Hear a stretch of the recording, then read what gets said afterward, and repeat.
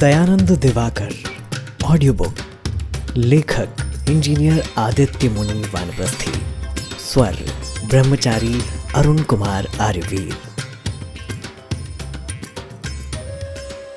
ओम नमस्ते जी।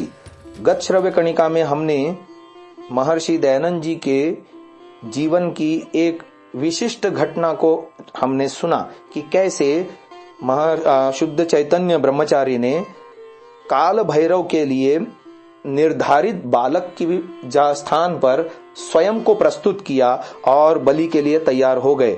तो बात ऐसी थी कि वो पुरोहित कान में मुख लगाकर मंत्र पढ़ने लगा। ओम नरत्वम बलि रूपेण मम भाग्यादुपस्थितः प्रणामि ततस्त्वाम वै गच्छत्वम गर्दभ सदनम यज्ञार्थे पशवः सृष्टा यज्ञार्थे पशुघातनम यज्ञे च मरणे त्वं हि ध्रुवं गंता त्रिविष्टपम। इस मंत्र को पढ़कर पुरोहित ने खड्ग को घातक के हाथों में दे दिया और शुद्ध चैतन्य की आंखों को कपड़े की पट्टी से अच्छी तरह कसकर बांध दिया गया। अब केवल बलिदान ही शेष था, लेकिन तभी अचानक बंदूकों से गोलियां छूटने की 3 भयंकर आवाजें आईं, जिससे आदमी लोग चिल्लाने लगे, भागो भागो, भाग जाओ, मराठी फौज आ गई है। अतः सभी जंगल के अंदर भाग गए। केवल शुद्ध चैतन्य ही अकेला बलिदान के लक्कड़ में बंधा हुआ वहां पड़ा रहा। तभी 4 बंदूकधारी सिपाही वहां आ गए और उन्होंने उसे मुक्त कर दिया। शुद्ध चैतन्य ने उस समय वहां सुना था कि वे लोग अमावस्या की रात्रि में नरबली बंद करवाने के लिए घुमा करते हैं। ये लोग मराठी फौज के सिपाही हैं। ये इंदौर के महाराजा तुकोजीराव होलकर द्वितीय के सिपाही थे, जिन्होंने 27 जून 1844 ईस्वी से लेकर 17 जून 1886 ईस्वी तक 41 वर्ष 11 माह 20 दिन राज किया था। इस राज्य की स्थापना 26 मई 1728 ईस्वी को पेशवा बाजीराव प्रथम के सरदार मल्हार राव होलकर ने की थी। इसलिए इस राज्य की गणना मराठा राज्य के अंतर्गत होती चली आई है। इंदौर से महाराजा होलकर के छापे खाने से पंडित धर्मनारायण के संपादकत्व में 1849 ईस्वी में मालवा अखबार नामक साप्ताहिक पत्र निकला था, जो 1872 तक चला। उसकी पुरानी फाइलों का अध्ययन करने से उस समय घटने वाली ऐसी घटनाओं पर कुछ प्रकाश पड़ सकता है। 22 अक्टूबर 1850 मंगलवार के अंक में उस समय के मनुष्यों की क्रूरता का परिचय हमें उस समय मिलता है जब हम उसमें पढ़ते हैं कि आहिस्ते आहिस्ते सवारी वहां पहुंची जहां एक भैंसा बंधा हुआ था। उस पर लोग तलवारें मारने लगे और निशान के हाथी ने उसका काम तमाम किया। तो हमारे चरित्र नायक इस घटना से बच गए। वह माता के डर के मारे लड़के को साथ लेकर जंगल के अंदर छिपी हुई थी। शुद्ध चैतन्य ने वहां जाकर माता को आशा बंधाई कि अब इन फौजी सिपाहियों से डरने का कोई कारण नहीं है। उसने इन सिपाहियों से सब बातें अनुपूर्व से कह दी और माता से, लड़के से तथा शुद्ध चैतन्य से भी इन्होंने सब कुछ सुन लिया था। वे लोग वहां ही रहे। सवेरे 2 सिपाही माता को और लड़के को साथ लेकर उनके घर पहुंचाने के लिए रवाना हो गए। 2 सिपाहियों ने शुद्ध चैतन्य को भी अपने साथ लेकर धर्मपुरी में छोड़ दिया। वहां से शुद्ध चैतन्य मानधारा पहुंचा, जहां नर्मदा नदी का एक प्रपात है। वहां स्नान करके वह प्रभु चिंतन करने लगा। उसने प्रभु को स्मरण किया कि हे प्रभु, मुझसे कौन सा कार्य होगा जिसके लिए तुमने मुझको बलिवेदी से भी बचा लिया। देश, समाज और धर्म की अवस्था पर वह विचार करने लगा। उसने समझ लिया था कि देश सेवा, समाज सेवा, जाति सेवा के लिए योग्यता की आवश्यकता है। उसे स्मरण आया कि वह किस लिए नर्मदा के किनारे आया है। योग सिद्ध साधकों के संधान में वह दोनों किनारों पर प्रत्येक आश्रम पर गया था, क्योंकि नदी संगम पर आश्रमों में योगी लोग रहते हैं। ये ही इनकी साधना के लिए सर्वोत्तम स्थान समझे जाते हैं। प्रभु ने उसकी परीक्षा की है और भी परीक्षाएं सामने हैं। शुद्ध चैतन्य दृढ़चित्त होकर नर्मदा के प्रवाह के अनुसार पूर्व दिशा की ओर जाने लगा। सामान्यतया नर्मदा स्रोत के आरंभ करके उसके तट पर पूर्व से पश्चिम की ओर ही चलना पड़ता है, परंतु ऐसा करते हुए केवल एक ही तट एक बार में देखा जा सकता है। अतः दूसरे तट को देखने के लिए एक तट से दूसरे तट पर जाकर कभी कभी विपरीत दिशा में पश्चिम से पूर्व की ओर पर भी चलना पड़ता है। रास्ते में चरित्र नायक को बहुत से साधुओं का संग मिला। उनके अनुभवों को सुनकर उसने पारमार्थिक जगत संबंधी लाभ भी उठाया। प्राकृतिक दृश्यों से उसका मन, बुद्धि, चित्त भी निर्मल होने लगा। हिंस्र पशु भी साधुओं को पहचानते हैं। ये पशु साधुओं को किसी तरह की हानि नहीं पहुंचाते हैं, परंतु शिकारी लोगों को देखते ही पशु बिगड़ जाते हैं। बंदूक या बारूद की गंध पाकर ही ये पशु शिकारियों को मारने के लिए संगबद्ध हो जाते हैं। जंगल के निवासी भी बहुत ही सरल, अतिथि सेवा परायण और कृतज्ञ होते हैं। इस भरोसे पर शुद्ध चैतन्य नर्मदा नदी के आदि से अंत तक योगियों के संधान में तत्पर रहा। व्याध, हिंस पशुओं और पक्षियों की करुणा नर्मदा के तटों पर योगियों के संधान में घूमते हुए शुद्ध चैतन्य को व्याध, हिंस पशु और पक्षियों की करुणा भी प्राप्त हुई थी। ऐसी 2-3 घटनाओं का उसने अपने आत्मचरित्र में उल्लेख भी किया है। गहरे वन के अंदर जाते हुए एक दिन उसे मार्ग नहीं दिखाई दिया। रात्रि का अंधेरा छा चुका था। निचेष्ट होकर वह धीरे धीरे चलने लगा और अंधेरे में एक गड्ढे में गिर गया। उसकी दाहिनी टांग में चोट लग गई, अतः वह उस गड्ढे में ही पड़ा रहा। उसकी कातर आवाज को सुनकर वन में रहने वाले व्याध लोगों ने आकर उसे बाहर निकालकर अपने यहाँ 3 दिन तक रखा और नानाविध औषधियां, जड़ी बूटियां उनमें लगाईं तथा उसके खाने के लिए फलों का प्रबंध किया। इस प्रकार यथाशक्ति उसकी सेवा की। पुनः उसके पूर्ण स्वस्थ हो जाने पर उन्होंने उसे उसके ठीक रास्ते पर पहुंचा दिया। एक दिन वह क्षुधार्थ यानी भूखा होकर जंगल के अंदर एक पेड़ के नीचे बैठा हुआ था। वहां उसे 2 दिन तक भोजन नहीं मिला था। फल वाले वृक्ष भी उसे नहीं दिखाई दिए थे और कोई पुरुष भी नहीं दिखाई दिया था। तब तीसरे दिन भूख के कारण वह अशक्त होकर पेड़ के नीचे ही लेट गया। क्षुधा, पिपासा के कारण उसके प्राण निकलने से हो गए। तभी 2 भालू उसके पास पहुंचे, जिन्हें देखकर उसने अपने जीवन की आशा ही छोड़ दी थी। परंतु वे दोनों भालू तो उसके शरीर को सूंघकर ही चले गए और कुछ देर बाद उनमें से एक भालू मुंह में मधुमक्खियों का छत्ता लाकर उसके पास छोड़ गया। चूंकि छत्ता मधु से पूर्ण था, अतः उसने भरपेट मधु को चाट लिया, जिससे उसके शरीर में शक्ति आ गई और वह धीरे धीरे आगे चल पड़ा। एक दिन जंगल के रास्ते पर चलता हुआ वह परिश्रांत होकर एक पेड़ के नीचे लेट गया और सो गया। जब किसी आवाज के कारण उसकी नींद खुली तो उसने देखा कि एक सांप और उसके सिर पर अपना फन उठाए फुफकार रहा है। ऐसे में वह क्या करे, उसे कुछ समझ में नहीं आ रहा था। तभी एक पक्षी झपट करके आया और उस सांप को उठाकर ले गया। इन तीनों घटनाओं से उसे मालूम हुआ कि भगवान की करुणा सब जीवों के अंदर विद्यमान है और उसकी यह करुणा विचारातीत है।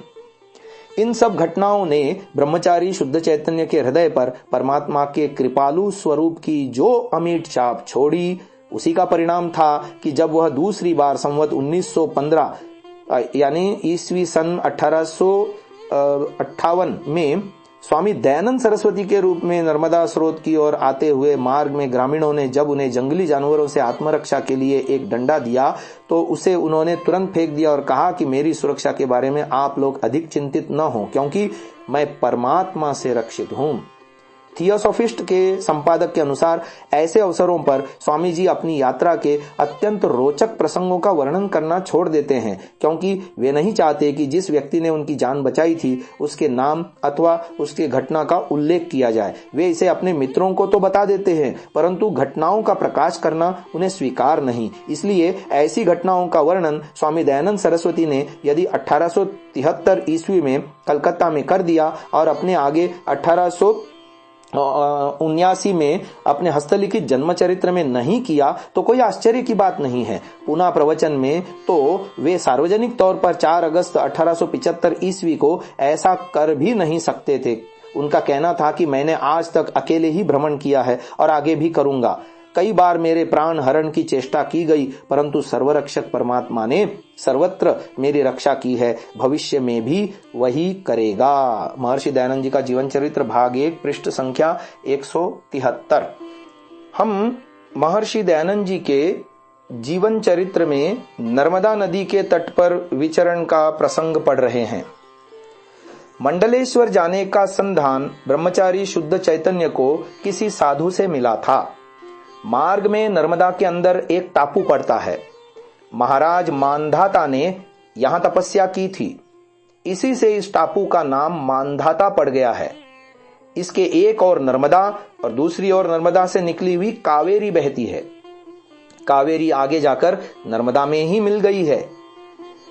नर्मदा में मिलने वाली छोटी छोटी नदियों में से कुछ नाम ऐसे भी हैं जो अन्यत्र उन्हीं नामों की बड़ी बड़ी नदियों के हैं। इन्हीं में से एक कावेरी नदी है। अतः हम इस विवरण की सत्यता के लिए इस स्थान का एक स्थल मानचित्र यहां दे रहे हैं। मैं पुस्तक में इसको देख पा रहा हूं। इस मानचित्र से स्पष्ट है कि कावेरी नदी दक्षिण में आकर नर्मदा से मिलती है।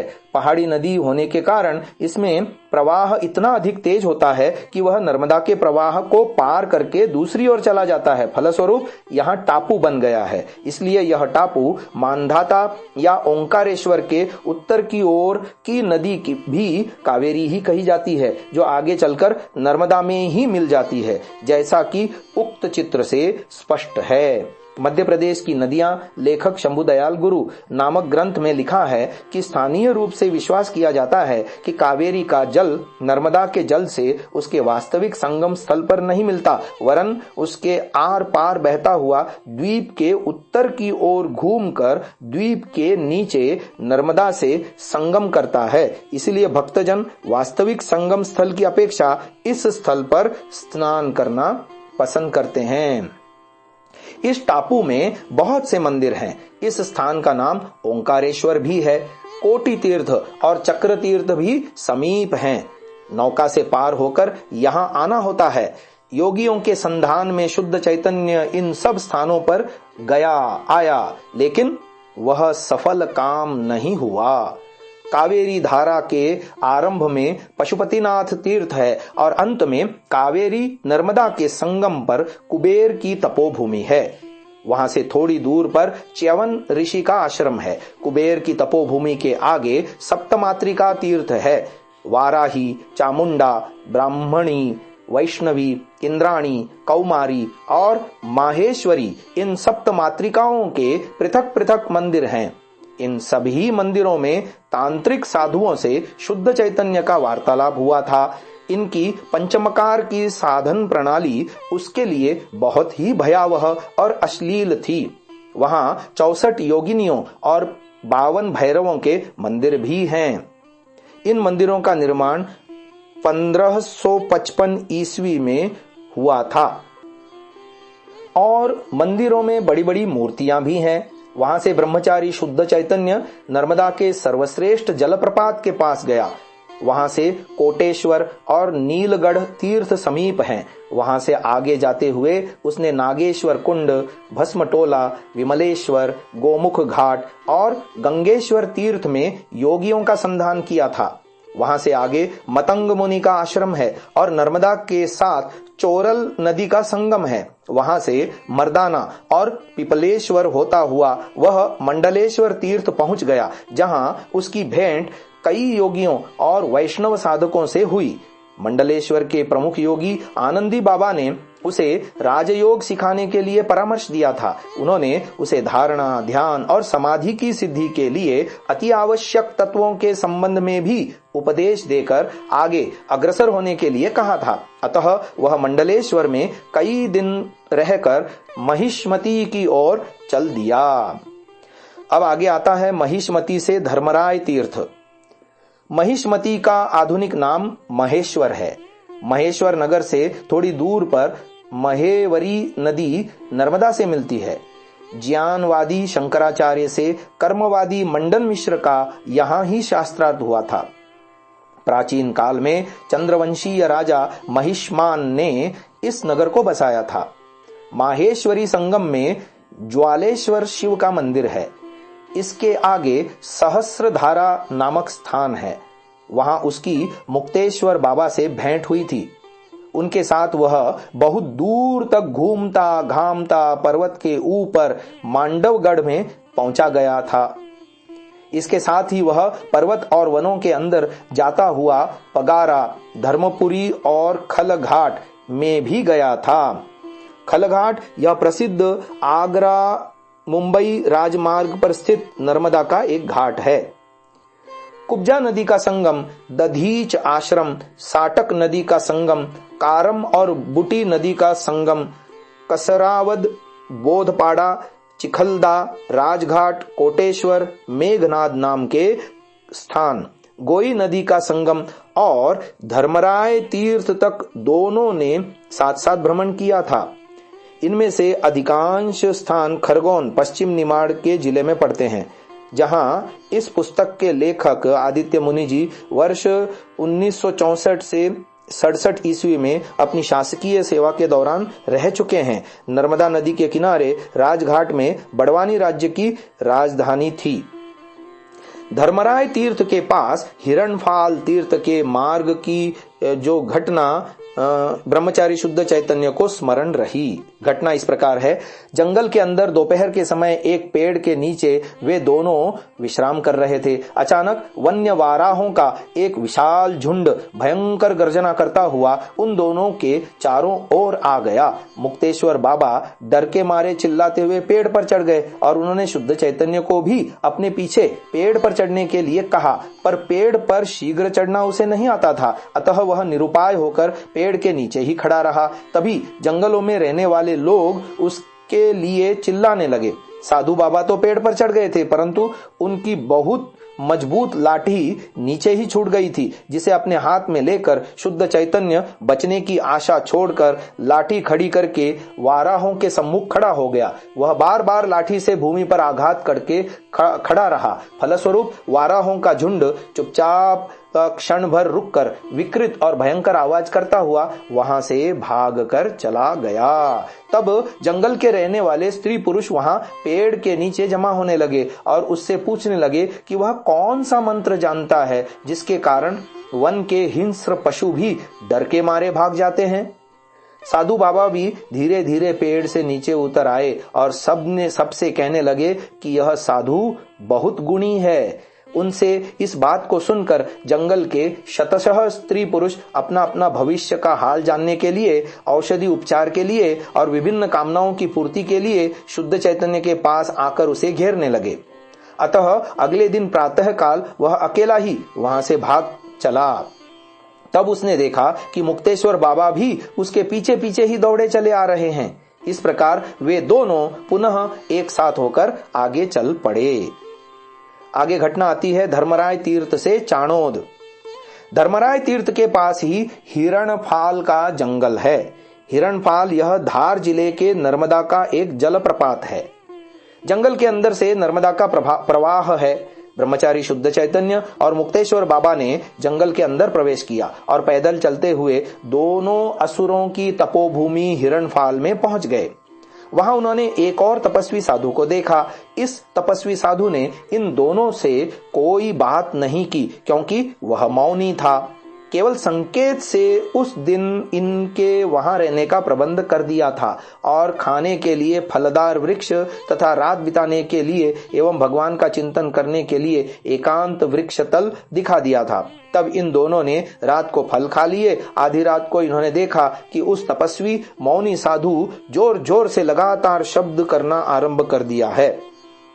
उसी समय वहां के रहने वाले 4 आदमियों ने आकर इन्हें बताया कि ये मेंढक बाबा हैं। अर्थात मेंढक बाबा यह उनका उपनाम पड़ गया था, क्योंकि वे मेंढकों की आवाज निकालने में प्रवीण थे। इसकी विधि यह है कि मुंह बंद करके अंदर गहरी सांस भर के नाक से ओम की ध्वनि निकालते हुए बारी बारी से दोनों नथुनों को खोलें और बंद करें तो वर्षा ऋतु में मेंढकों के बोलने की सी ध्वनि निकलती है। ऐसा वे तब करते थे जब उन्हें वातावरण में उत्पन्न हुई आर्द्रता के स्पर्श से वर्षा होने का अनुभूति होती थी। यह शीतकालीन वर्षा रही होगी। मैंने यह विधि स्वयं अपने कुल पुरोहित से अपने यौवन काल में सीखी थी। ऐसा इस पुस्तक के लेखक ने लिखा है। अब पानी बरसने वाला है और बाघ भी गुर्राने वाले हैं, हम लोग डरे नहीं, ऐसा कहकर वे चले गए। इसको यही विराम देते हैं। ओम।